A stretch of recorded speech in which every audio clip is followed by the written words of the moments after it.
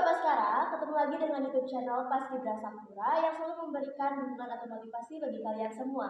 By the way, kalian kangen gak sih sama konten podcast Paskibra Sakura? Kebetulan nih, Paskibra Sakura lagi ngadain podcast untuk memperingati Hari Pendidikan bersama narasumber yang dikenal di SMP Negeri 1 Kuta Utara yang tak lain adalah Pak Rai Santika. Mari kita sambut dengan Pak Rai Santika.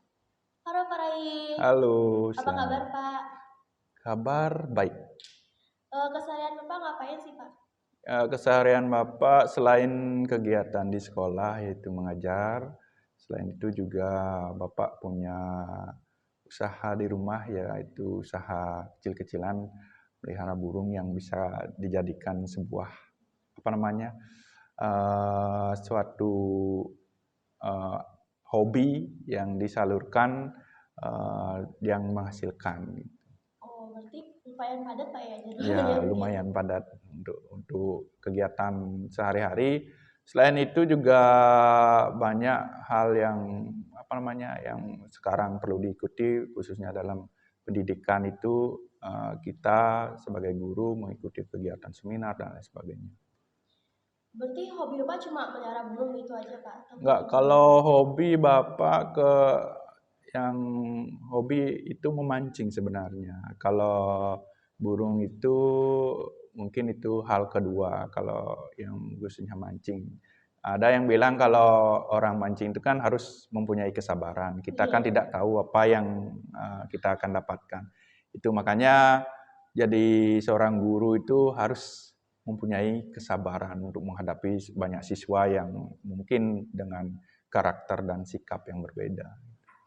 Oke nih Pak, berhubung hari ini kita memperingati Hari Pendidikan, mungkin kita bisa bahas tentang pendidikan ya Pak ya? Ya.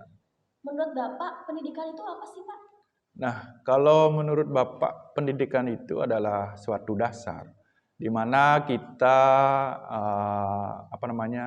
mengecam pendidikan itu wajib 12 tahun dan kita pendidikan utama itu adalah dari rumah atau lingkungan. Setelah itu baru kita menanjak ke jenjang TK, SD, SMP, dan SMA seperti itu. Nah, kalau pendidikan adalah dasar bagaimana kita membentuk dari tidak tahu, anggap kita itu seperti kertas kosong atau kertas putih yang kosong yang perlu dikasih goresan-goresan biar terbentuk pola pikir dan lain sebagainya. Makanya dasar pendidikan itu adalah dasar dari untuk mengecam, untuk melanjutkan ke jenjang-jenjang berikutnya. Tadi Bapak bilang bahwa pendidikan Indonesia itu diwajibkan 12 tahun. Mengapa diwajibkan 12 tahun sih Pak? Nah, kalau masalah pendidikan diwajibkan 12 tahun karena dalam masa pendidikan itu kita akan mengecam misalnya dari TK kita umur 5 tahun. Setelah itu, setelah TK baru kita melanjut ke SD 6 tahun. Setelah itu SMP 3 tahun. Nah, di sana kita itu kenapa harus 12 tahun?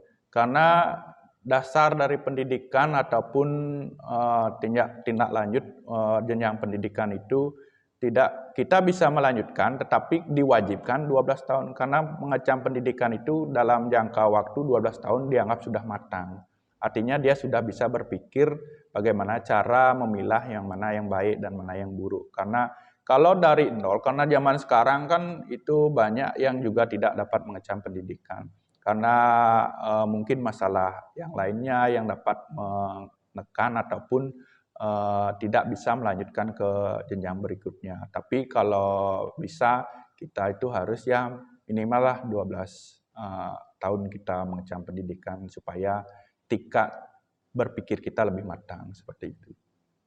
Oke Pak. Tapi kalau misalkan orang-orang yang tidak bisa menempuh pendidikan selama 12 tahun, ya mungkin itu karena masalah ekonomi, politik, dan sosial budaya, bagaimana sih tanggapan Bapak? Nah, kalau masalah dia tidak bisa mengecam pendidikan itu kembali lagi ke faktor-faktor, banyak faktor yang menyebabkan. Nah, pertama mungkin keadaan ekonominya yang kurang, yang membuat si anak itu tidak bisa melanjutkan pendidikannya.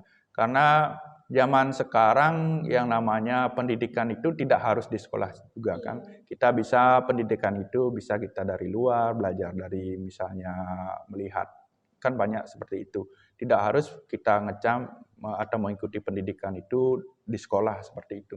Apalagi mungkin orang tuanya tidak mampu atau kurang ekonominya yang menyebabkan anaknya itu mungkin sampai SD aja baru tidak bisa melanjutkan lagi. Terus mungkin karena ada budaya juga atau sosialnya, mungkin dari kehidupannya yang mungkin adik tahu kalau di jalan-jalan itu banyak yang tidak mengecam pendidikan dia, tapi kalau masalah hitung-hitungan dia bisa seperti itu. Dia dengan cara melihat mungkin atau belajar atau nonton TV. Berarti pendidikan itu tidak wajib atau tidak harus dia di sekolah karena ada prepare juga kan di rumahnya seperti itu. Nah, faktor-faktor ini yang kadangkala dapat menghambat perkembangan pendidikan di Indonesia karena pendidikan yang harusnya berkembang, anak-anak harus mendapatkan sekolah gratis seperti itu, mungkin terhambat karena selain itu juga masalah lingkungan yang tidak mendukung, emang karena lingkungannya si anak itu tidak ada yang sekolah dan lain sebagainya seperti itu. Tadi Bapak juga bilang kalau orang-orang yang bekerja di jalanan sana itu kan belajar dari cara mereka melihat atau mempelajari.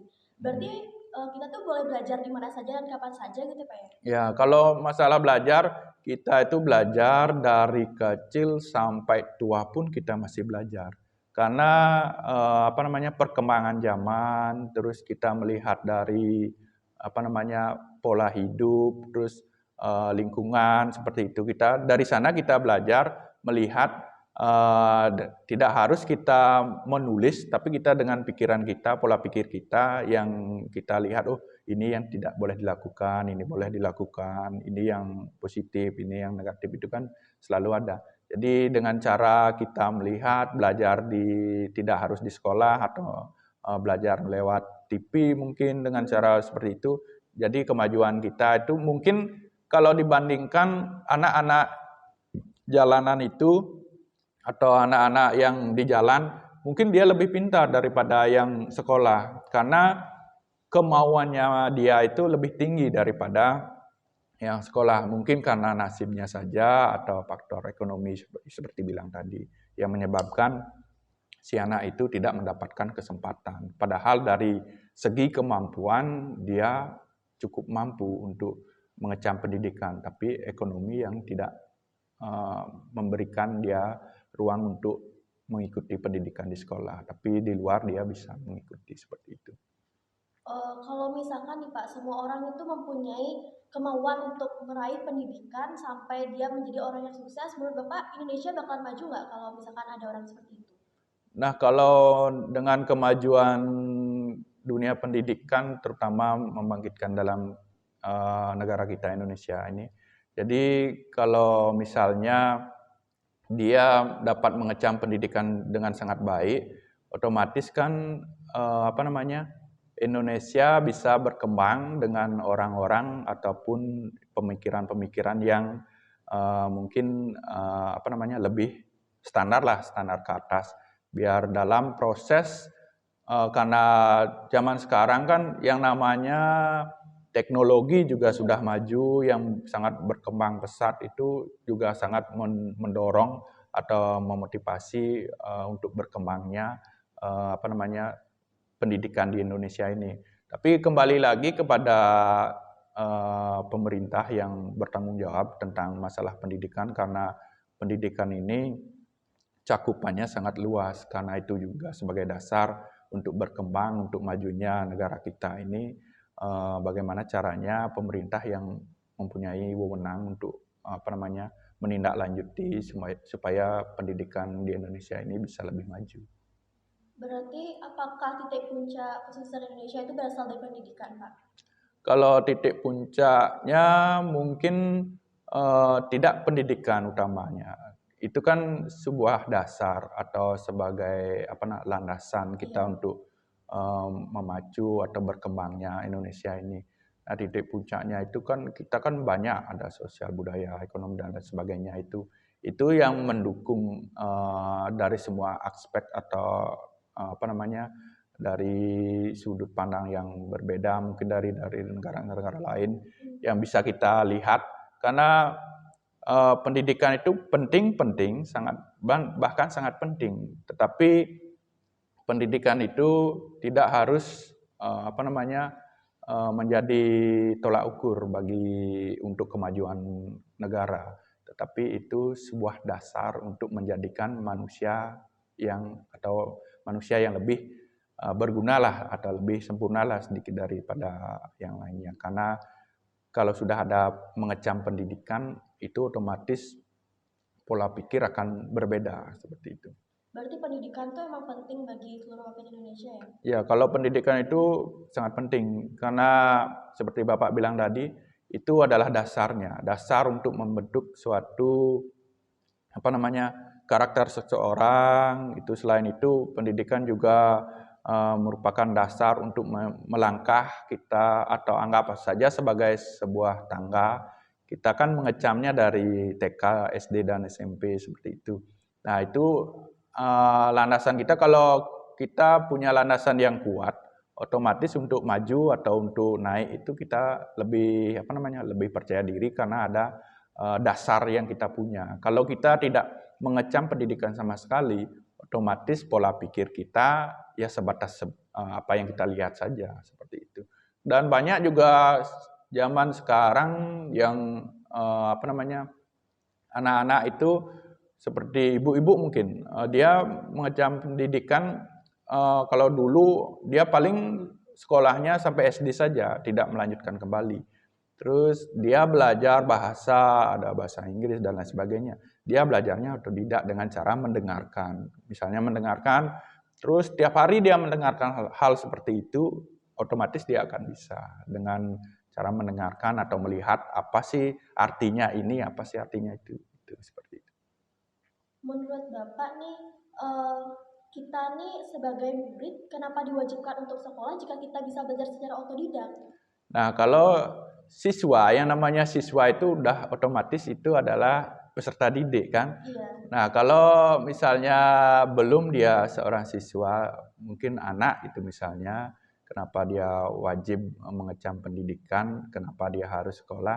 Nah, kembali seperti yang Bapak bilang tadi, masalah-masalah faktor-faktor ekonomi yang menyebabkan si anak itu bisa nggak dia sekolah. Karena seperti Bapak bilang, dia mampu, tetapi dia tidak punya ekonominya yang kurang, seperti itu. Nah, buat makan aja dia susah, apalagi untuk sekolah, seperti itu kan. Walaupun sekolah itu sekarang sudah gratis, tapi di lain hal kan kita perlu yang namanya sekolah, alat-alat tulis, buku pelajaran, dan lain sebagainya.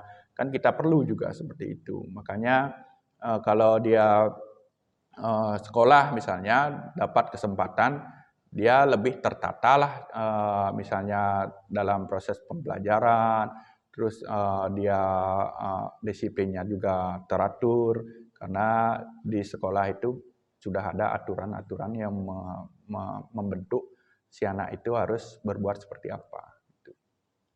Ini saya penasaran nih Pak, kenapa sih pendidikan di Indonesia itu digratiskan? Nah, kalau masalah pendidikan digratiskan dilihat dari faktor ekonomi dan pengangguran yang begitu banyak dan jumlah masyarakat Indonesia itu membludak seperti itu. Makanya pemerintah mungkin mempunyai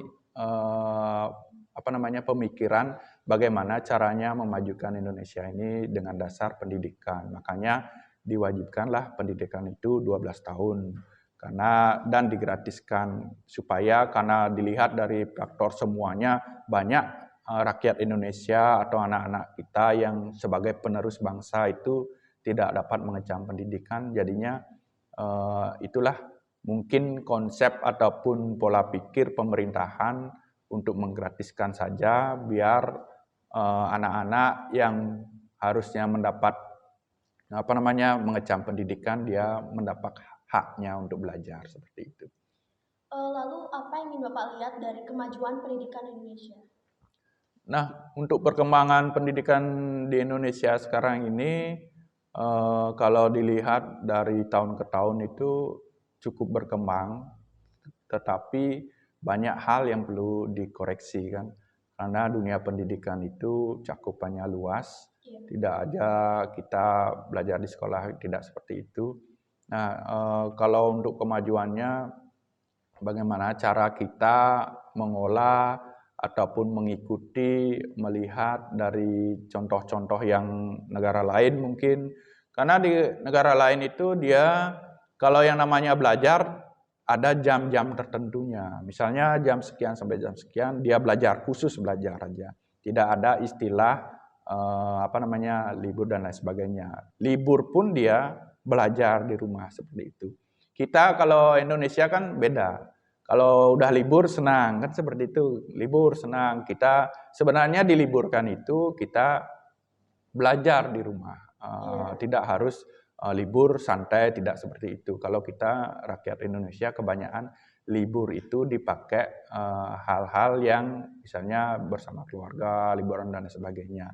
Nah, hal-hal itulah yang seperti sekarang kemajuan teknologi seperti sekarang ini kan banyak anak-anak yang ataupun bapak ibu dan lain sebagainya, dia menggunakan IT itu dengan cara memposting hal-hal yang tidak perlu sebenarnya.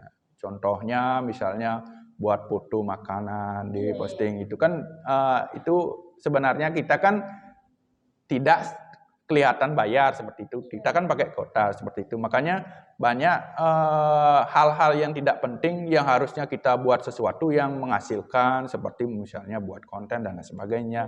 Itu yang sifat-sifatnya mendidik kan lebih baik daripada kita memposting makanan, memposting jalan-jalan ke sini. Itu kan sudah konsepnya orang Indonesia itu sudah terbalik gitu. Kalau di luar tidak. Kalau di luar dia semua kegiatan terus penggunaan IT yang penting-penting saja. Kalau kita itulah berbedanya, makanya pendidikan di Indonesia tidak begitu pesat majunya.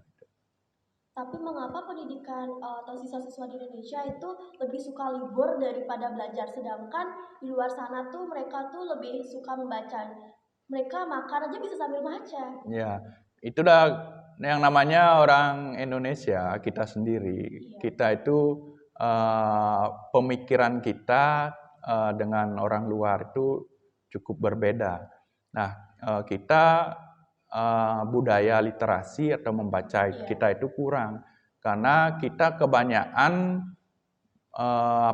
menyukai hal-hal yang berbau lucu seperti itu. Misalnya kalau kita mau baca pasti yang kita lihat dulu adalah gambarnya kan. Oh, gambarnya apa dan lain sebagainya. Kalau kita pengen tahu dari sekian banyak, kalau di luar seperti Adik bilang tadi, dia sambil makan pun dia tetap pegang buku baca. Sedangkan kita makan ya makan, itu tidak membaca. Kalau waktunya membaca pun kita membacanya mungkin setengah-setengah. Itu karena mungkin orang Indonesia itu atau orang di Indonesia pola pikirnya dari sekian jumlah orang atau masyarakat Indonesia mungkin beberapa saja yang bisa meniru kegiatan yang ada di luar. Karena kalau kita sendiri di sini banyak yang dilihat dia bawa buku tapi cuman dibawa aja, tidak pernah dibaca, mungkin biar kelihatan keren dan lain sebagainya. Soalnya yang kita utamakan itu adalah gaya, bukan dayanya gitu. Jadi untuk mengisi diri sendiri, bukan untuk memamerkan seperti itu. Tapi Bapak ini kan seorang guru nih Pak. Bagaimana cara Bapak tuh buat ngajarin murid yang hanya ke sekolah nih cuma modal hadir aja gitu tanpa mau ada niatan buat belajar? Nah, kalau tantangan sebagai guru dalam dunia pendidikan ini, karena setiap siswa itu memiliki karakter yang berbeda-beda kan. Nah, mungkin dalam satu kelas itu ada jumlahnya 36 orang, itu semuanya berbeda, tidak mungkin sama. Nah, dari sanalah kita harus bisa menggali si A, si B, si C sampai jumlah 36 itu bagaimana caranya melihat, bagaimana daya serapnya dengan cara memberikan suatu kuis, pancingan, dengan cara memberikan obrolan, misalnya apa kesenangannya itu kita harus menggali itu. Makanya seorang guru itu menghadapi seorang siswa itu cukup berat sebenarnya. Kegiatan yang berat, memikirkan dengan jumlah siswa yang banyak, bagaimana cara mengaturnya, bagaimana biar minat membaca, minat belajarnya itu timbul, itu yang sulit. Karena pendidikannya yang utama itu adalah dari lingkungan rumahnya atau di rumahnya. Karena kalau di sana tidak dibentuk begitu bagus, makanya kalau dibawa ke sekolah dia akan abai dengan tugasnya, dengan kegiatan apa yang di sekolah seperti itu. Menurut Bapak nih, cara guru yang efektif untuk mengajar murid-muridnya itu seperti apa, Pak? Nah, kalau untuk cara itu atau metode yang digunakan oleh guru itu banyak sebenarnya. Banyak ada metode-metode ataupun cara bagaimana menghadapi siswa-siswa yang bermasalah ataupun yang aktif dan sebagainya itu. Karena kalau kita berpacu pada metode itu kembali kepada guru masing-masing. Setiap guru itu memiliki cara mengajar yang berbeda-beda. Seperti Bapak sendiri misalnya, kalau cara Bapak mengajar, mencari nilai dan lain sebagainya itu, karena dengan jumlah siswa yang banyak, harus fokus dengan cara bagaimana biar anak itu tidak mendapatkan kesempatan yang negatif, artinya nyontek dan sebagainya. Kita cerca dia, terus kita kontrol, kita lihat perkembangannya bagaimana, karena dalam pembelajaran 1 minggu, 2 minggu itu kan kita bisa, si A bagus ada perkembangan dari. Selain itu juga sengaja guru seperti Bapak sengaja manggil bagaimana responnya, bagaimana cara bicaranya. Karena yang namanya sikap itu paling susah dirubah. Iya, susah dirubah. Kalau sikap sudah seperti itu mungkin bertahun-tahun baru bisa berubah. Karena kalau misalnya dari sana kan bisa kita menentukan, ini kelakuannya atau sikapnya kurang, terus cara belajarnya masih cara mungkin di SD dipakai atau mungkin cara belajar di rumahnya itu.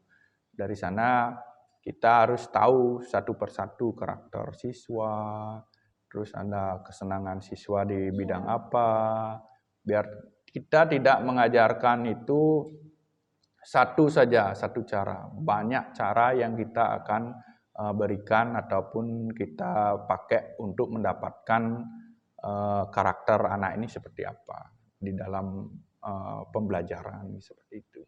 Tapi jika di dalam pembelajaran anak tersebut tidak ada perkembangan dari hari ke hari itu, guru akan melakukan apa, Pak? Nah, kalau tidak ada perkembangan itu minim ya. Kalau tidak ada perkembangan dari hari ke hari itu minim. Biasanya kalau anak mengalami masalah itu sebenarnya karena jumlah yang menyebabkan kita mengadakan pendekatan.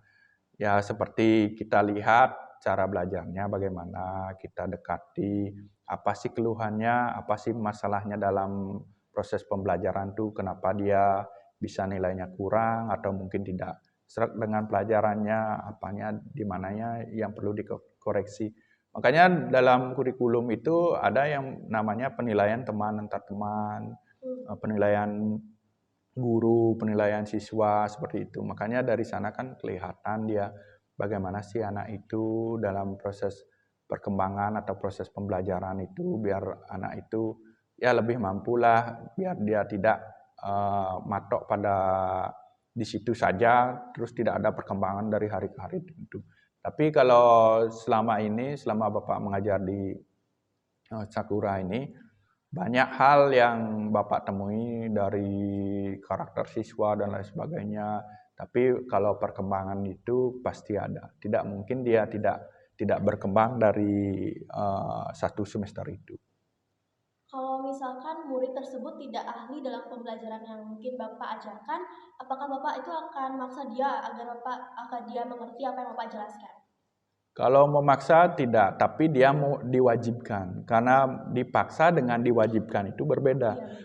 Karena dia kan wajib mendapatkan hal itu, suka tidak suka dia harus melewati seperti itu, karena dia macam yang namanya mata pelajaran dari 12 mata pelajaran itu dia harus mengikuti, suka tidak suka, senang tidak senang, tapi dia wajib mengikuti, dia tidak dipaksa. Kalau dia dalam proses misalnya pembelajaran dia tidak bisa mengikuti, ada halnya yang namanya remedi atau mungkin pengulangan dengan soal ataupun dengan cara lisan seperti itu. Dia akan lebih mungkin kalau nulisnya dia kurang, otomatis kan secara lisan kita sampaikan.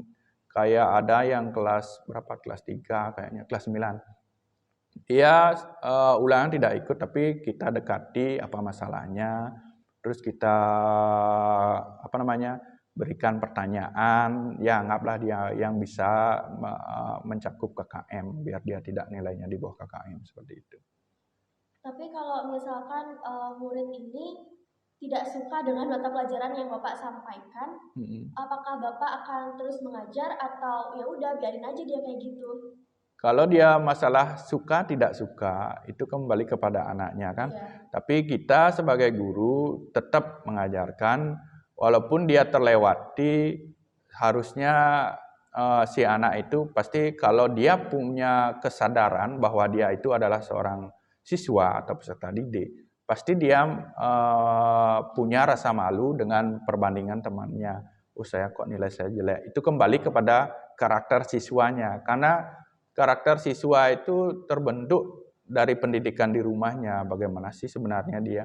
Kalau dia emang tidak suka, kita paksa itu kan tidak bagus. Iya. Tetapi dia akan berusaha dengan cara melihat temannya, kembali ke orangnya. Oh, saya kok bisa nilainya kurang seperti itu, kok temannya nilainya besar-besar dan lain sebagainya. Nah, apa sih kurangnya saya? Dia akan bisa koreksi diri, dan guru pun juga melihat perkembangannya. Oh, dari keseharian ini, oh kok bisa dia seperti itu, bagaimana, apa sih masalahnya, mungkin masalah keluarga, mungkin masalah kota dan lain sebagainya, atau mungkin buku tidak punya itu. Tapi dalam proses pembelajaran pasti seorang guru itu menilainya atau melihatnya dari hari ke hari, walaupun tidak di sekolah, di halaman pun bisa dia dilihat dengan cara, oh ini begini senangnya seperti itu. Makanya pola pengajaran, proses pembelajaran itu dirubah jadinya. Kita kan di guru itu ada yang namanya RPP, rencana pembelajaran itu. Nah, di sana terbentuk, sudah kita siapkan, tapi karena karakter siswa berbeda, otomatis kita rubah lagi, biar pelajaran itu lebih menarik. Bagaimana caranya siswa itu biar dia lebih paham, di mana sih sukanya dia, itu kita rubah lagi dengan cara kita sendiri, tetapi tetap dengan aturan ataupun alur yang kita akan gunakan seperti itu. Kalau Pak lihat-lihat nih perbandingan antara pendidikan di masa kini sama masa lalu beda nggak Pak? Nah, kalau pendidikan zaman dulu, itu zamannya Bapak pas SMP itu atau SD itu, menurut Bapak sendiri itu sangat bagus yang dulu.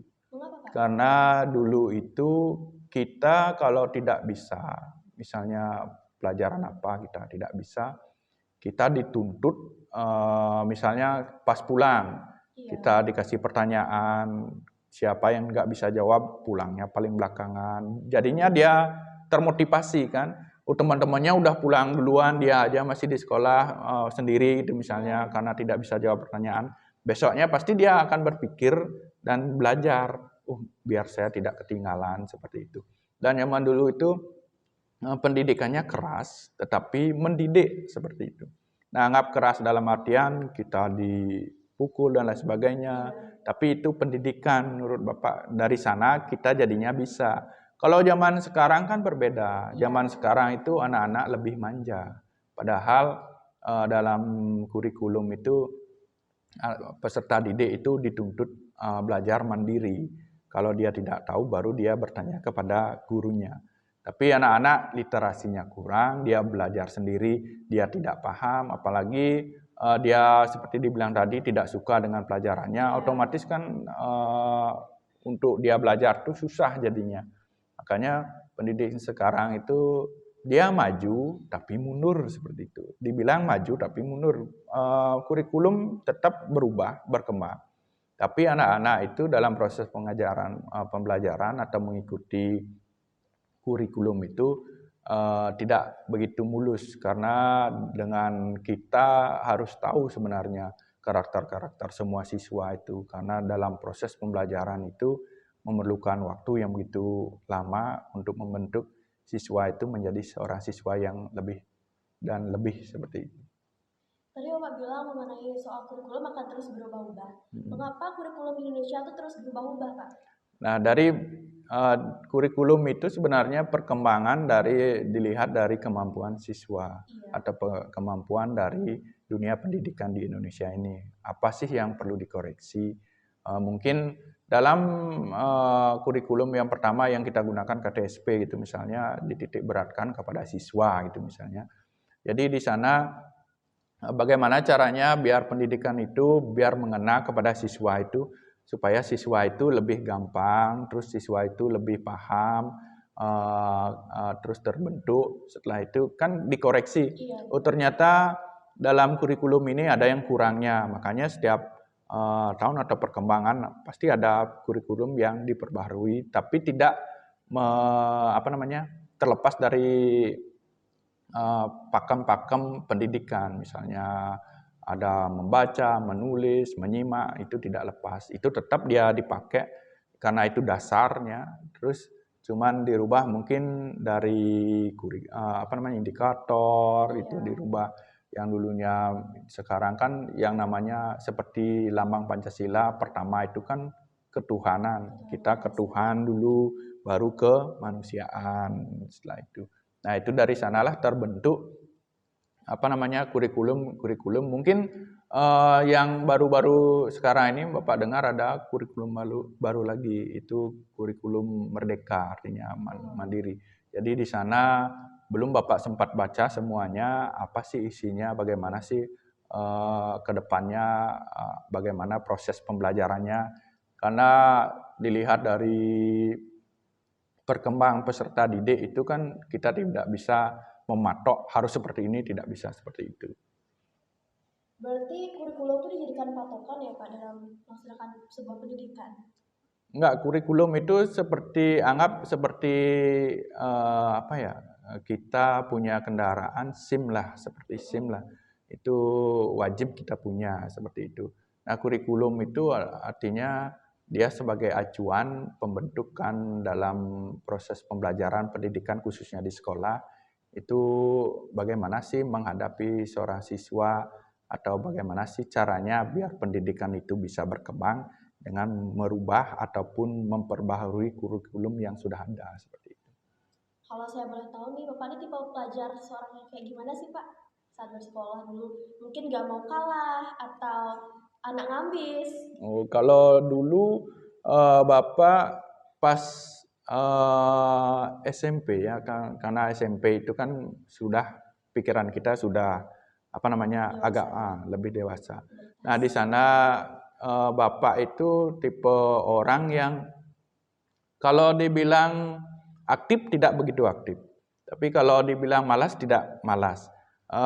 Kalau di dalam suasana pembelajaran itu apa yang Bapak tidak tahu pasti Bapak tanyakan. Misalnya biar tidak menjadi beban untuk ke rumah, Bapak tanyakan di sekolah ataupun pulang sekolah itu bisa nyari gurunya langsung bertanya ini apa sih maksudnya, apa artinya dan lain sebagainya. Karena kalau Bapak dulu disiplinnya itu sangat tinggi, disiplin terutama. Kalau sebelum guru masuk kelas, Bapak itu udah di kelas. Kalau Bapak melihat teman-teman yang lainnya belum dia masuk kelas, perasaan Bapak sebagai seorang siswa itu kenapa sih dia seperti itu? Kenapa tidak seperti saya? Kalau jam belajar ya belajar, kalau jam bermain seperti itu. Nah selain itu kalau Bapak lihat zaman-zaman sekarang kan berbeda lagi, jauh perbedaannya. Kalau zaman sekarang anak-anak itu kebanyakan ya pokoknya belajarnya itu kalau dari 100% mungkin 40% dia belajar. Sisanya itu bermain, lebih senang dia bermain gitu. Kalau zamannya Bapak seperti itu lebih bagus lah pendidikannya, dan di bawah Bapak itu Bapak diam tapi bekerja seperti itu. Setiap pekerjaan, tugas itu pasti pokoknya, karena kewajiban seorang siswa itu kan sudah kita pastikan apa sih kewajiban kamu sebagai seorang siswa. Selain mengerjakan tugas, mungkin ada yang lainnya seperti itu. Dulu Bapak aktif nggak di kegiatan organisasi atau ikut dalam berbagai ekstra atau lomba-lomba yang diselenggarakan oleh sekolah mungkin? Nah, kalau untuk lomba kebetulan Bapak dari SD itu Bapak yang namanya gerak jalan dulu kan. Iya. Itu Bapak pernah ikuti lomba lari, pokoknya dia juara dapat nggak nyampe juara 1, juara 3 saja, karena itu dah persaingan yang namanya kalau orang di desa kan pasti ya pokoknya semuanya itu bersaing, dan di sana kebetulan di SD dapat, terus ke SMP dapat, di SMA lebih banyak cakupannya, dan orang-orangnya juga semuanya hebat-hebat kan. Jadi di SMA tidak begitu berhasil. Terus kuliah juga sama, biar berjalan semuanya kan gitu. Kuliah apapun pokoknya kebetulan juga Bapak dari SMA itu jadi ketua kelas, terus jadi pas kuliah jadi senat, itu BEM itu kan. Semua kegiatan Bapak ikuti untuk memacu diri, untuk mengisi diri juga untuk menjadi ya lebih baik lah dari sebelumnya. Berarti Bapak tuh semua kegiatan Bapak landaskan dengan kedisiplinan? Ya, karena kegiatan apapun yang kita lakukan kuncinya sebenarnya disiplin. Iya. Disiplin waktu, disiplin pokoknya segala macam itu kalau kita sudah disiplin, semua kegiatan yang kita ambil pasti tercover dengan bagus. Misalnya pertama ngapain, kedua apa, ketiga apa. Kita kan jadinya tertata lah, rapi dia. Disiplin itu wajib karena dia anggap Bapak seperti pendidikan atau dasar. Iya. Tapi ibaratnya sih Bapak karena kedisiplinan Bapak bisa menjadi seorang guru. Ya, itu dengan disiplin yang tinggi sebenarnya cita-cita Bapak bukan seorang guru sebenarnya. Tapi dulu yang namanya dulu kita kan di SD punya cita-cita segala macam dan lain sebagainya. Terus pas kuliah apa diambil, kita kan bingung. Bapak sukanya akuntansi sebenarnya, akuntansi, ekonomi akuntansi. Setelah itu diarahkan mending jadi guru aja. Yang namanya dulu Bapak lihat guru aja takut gitu kan, menghadap guru aja takut, dan karena dipanggil pun Bapak takut, padahal tidak ada masalah itu. Kalau zaman sekarang anak-anak dipanggil sambil pegang pinggang dia menghadap ke gurunya, sambil makan pun dia menghadap gurunya. Kalau Bapak dulu enggak, kalau dipanggil guru makanan itu dibuang atau ditaruh menghadap guru. Pokoknya menghadap guru itu dengan etika sopan santun yang benar. Kalau zaman sekarang kan tidak. Anak-anak dia tidak mandang mana sih guru, siapa sih guru itu, dia tidak mandang seperti itu. Pokoknya dia main robos saja. Oh ini nyari, zaman sekarang banyak juga anak-anak nyari Pak Matik, kan banyak guru Matik kan. Nah seperti itu. Jadi dia itu sebenarnya cuma mengingat 12 orang kan gitu. Lain halnya kalau guru itu kan mengingat banyak siswa kan. Otomatis kan lebih lambat proses mengingatnya. Tapi kalau siswa kan masa gurunya sendiri dia tidak tahu kan, ya beginilah zaman sekarang. Kalau zaman dulu tidak. Kalau tidak tahu ya dihukum seperti itu. Karena dulu itu kebanyakan setiap kegiatan dihukum. Makanya kita terbentuklah seperti ini, disiplin terbentuk. Karena kita bukan seperti makan cabai, makan sekarang, pedas sekarang, bukan. Kita seperti karma itu kan kita berbuat nanti kedepannya bagaimana hasilnya gitu, seperti itu. Dari takut guru bisa menjadi seorang guru. Ya itu dah dari takut dengan guru, takut dengan orang banyak juga. Nyatanya mungkin jodohnya ke sana itu kan. Bapak maunya jadi pegawai bank itu maunya, Iya. ataupun jadi polisi gitu maunya, tapi melesetnya jadi guru gitu. Ya sebenarnya tidak ada kemauan jadi guru, tapi jadi guru itu adalah sebuah tantangan yang begitu besar karena itu adalah untuk mencerdaskan anak bangsa, bagaimana caranya mengatur dan lain sebagainya. Itu sangat-sangat sulit sebenarnya tugas sebagai seorang guru di dalam dunia pendidikan ini yang terus berkembang pesat untuk menjadi lebih baik dan lebih baik seperti itu. Tapi apa yang membuat Bapak tuh ingin jadi seorang guru? Padahal Bapak tuh punya cita-cita lain kayak yang tadi Bapak bilang tuh pegawai bank, polisi. Nah, untuk Bapak pun tidak tidak mengharapkan harus jadi guru, tidak. Karena gimana ya, yang namanya garis tangan seperti itu, kita tidak tahu akan kemana kita diarahkan, kemana jodoh kita, mungkin pekerjaannya apa. Nah, dari sanalah Bapak ikuti, jadi dari yang tidak suka, jadinya Bapak suka, terus ikuti proses, ternyata, inilah seorang guru, tantangannya seperti ini.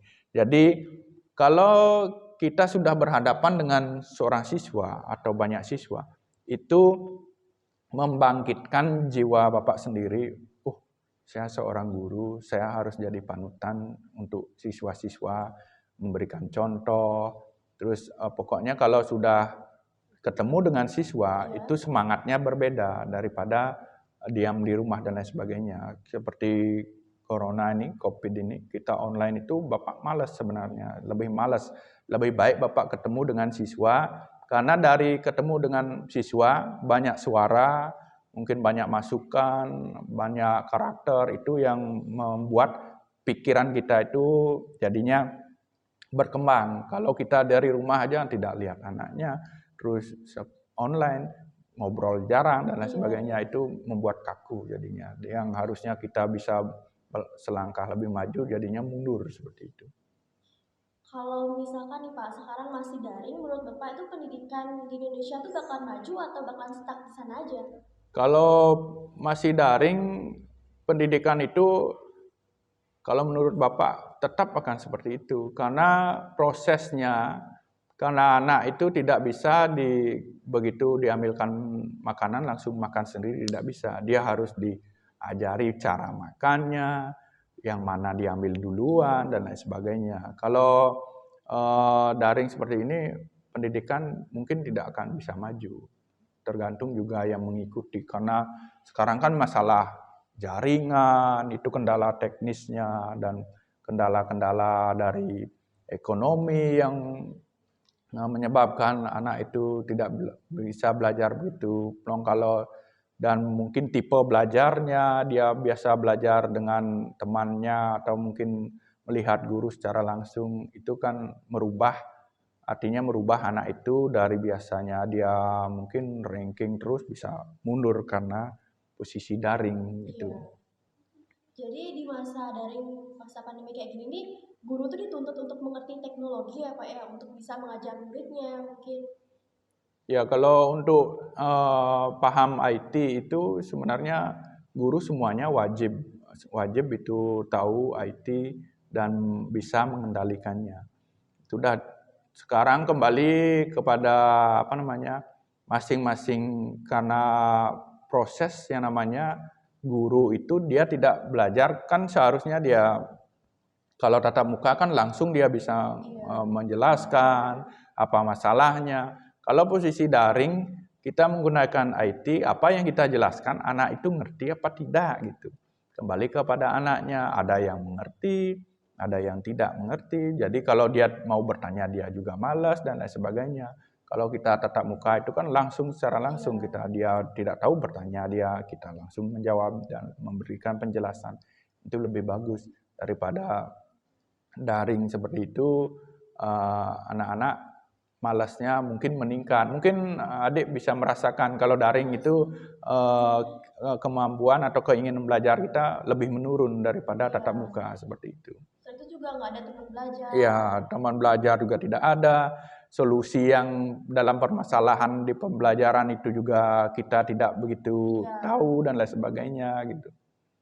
Menurut Bapak, kalau guru tuh bisa nggak dijadikan sebagai penerus Ki Hajar Dewantara yang menjadi Bapak Pendidikan Nasional Indonesia?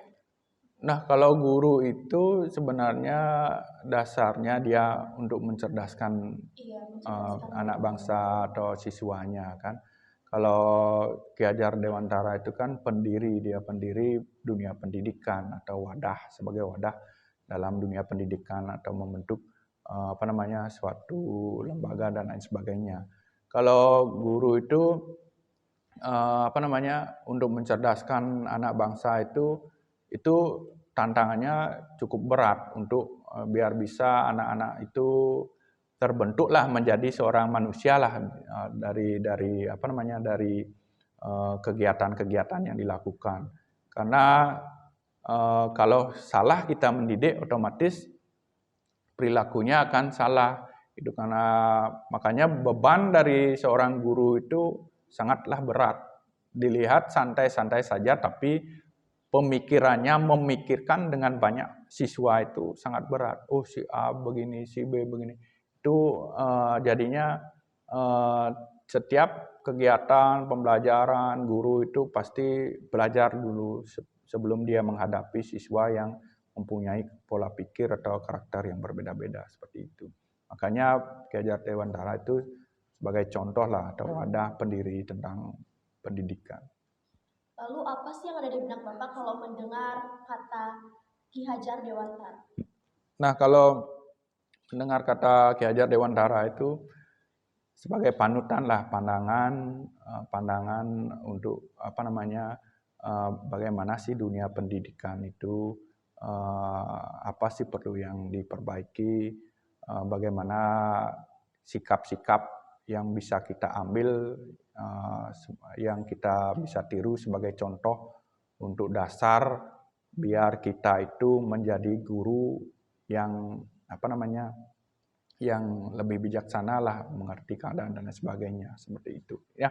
Sebagai contoh lah, panutan dari semua guru mungkin pola pikirnya untuk mendapatkan sesuatu atau mengisi dirinya, kita perlu gambaran juga bagaimana menghadapi dunia pendidikan yang keras ini yang terus berkembang seperti ini.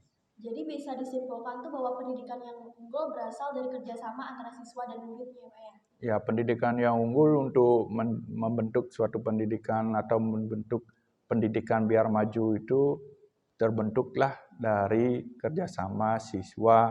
Siswa itu sebenarnya dia menerima menerima apa yang disampaikan oleh gurunya. Dari pendidikan biar bisa maju itu